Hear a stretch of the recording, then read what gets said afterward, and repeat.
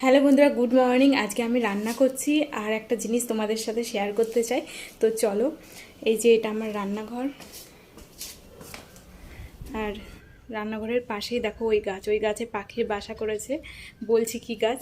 তো বন্ধুরা, এই দেখো সবেদা গাছে কিন্তু পাখিতে বাসা বেঁধেছে। একদম ছোট্ট দেখো সবেদা গাছটা আমার রান্নাঘরের পাশেই। আমি বারবার রান্না করি আর দেখি 3খানা ডিম পেড়েছে। তোমরা তো দেখলেই, এই যে এই বুলবুলি পাখিটা বারবার বাচ্চাকে খাওয়াচ্ছে, আবার খাওয়ার খুঁজতে যাচ্ছে, আবার খাওয়ার এনে বাচ্চাকে খাওয়াচ্ছে।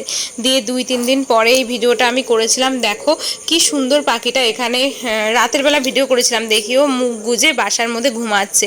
তারপর আরও কয়দিন পর আমি আবার এসেছিলাম ভিডিও করতে। তো দেখো সেরকমভাবেই ঘুমাচ্ছে, তা দিচ্ছে বাচ্চাকে। আর কত কাছ থেকে আমি ভিডিওটা করছিলাম, এত কাছ থেকে করছিলাম। দেখো আমি ক্যামেরাটা অনেকক্ষণ ওর সামনে নিয়েছিলাম, কিন্তু ও চুপচাপ ছিল। আর আমার এতটা ভালো লাগছিল, তোমাদের বলে বোঝাতে পারবো না। এই পাখিটা 2-3 বছর ধরেই আমাদের গাছে বাসা বাঁধে। এর আগে জবা ফুল গাছে বাসা বেঁধেছিল, কিন্তু এইবার যে এত বড় একটা ক্ষতি হয়ে যাবে সত্যিই ভাবতে পারিনি। তো দেখো তার কিছুদিন পরেই জানতাম যে বিড়ালে নাই, পাখিতে খেয়ে নেয়, কিন্তু পাখিটাকেই যে এইভাবে খেয়ে নেবে সত্যি দেখে এত কষ্ট লাগছিল।